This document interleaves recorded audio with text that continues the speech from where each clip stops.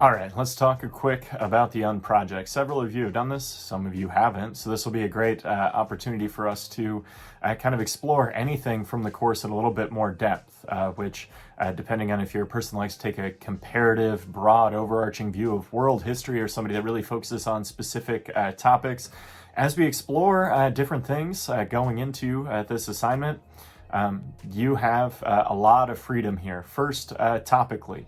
So with the Unproject, you're welcome to focus on anything you find interesting. If you are really into military history and you want to look at something as narrow as a specific battle, or you really want to widen it out and look at a topic like gender during the colonial era, this is your opportunity to frame out a research project in the way that you would best see fit to really explore something that you find interesting.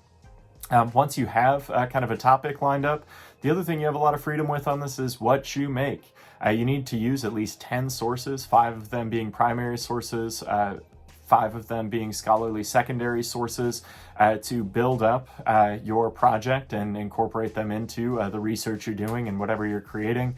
And then you have the freedom to make whatever you'd like aside from that. So once you get your sources together, you got a topic picked, then you got to decide what you're going to make. And people have made all sorts of things. I mean, from making websites to pickles to board games to video games to somebody built a couple of model ships one time and had them fight each other in front of the class. I don't really care what you do as long as you use the right number of sources and it relates back to the course in a meaningful way and explores a historical topic. So as you get this together, I'm sure you'll have different ideas with this. You are allowed to work with a partner if you would like, but you need to run it by me first.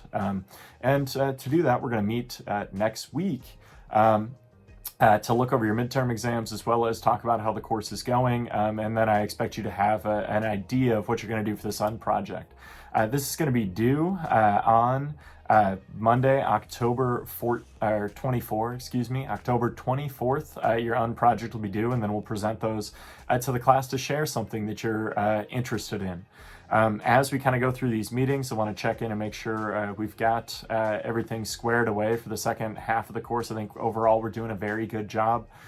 We don't really have anything new besides this Unproject, where we've still got some quizzes, we've got new content, but you got a couple book reviews left, you've got some more HAs, and then we'll have our final exam, which will look at least somewhat similar to our midterm.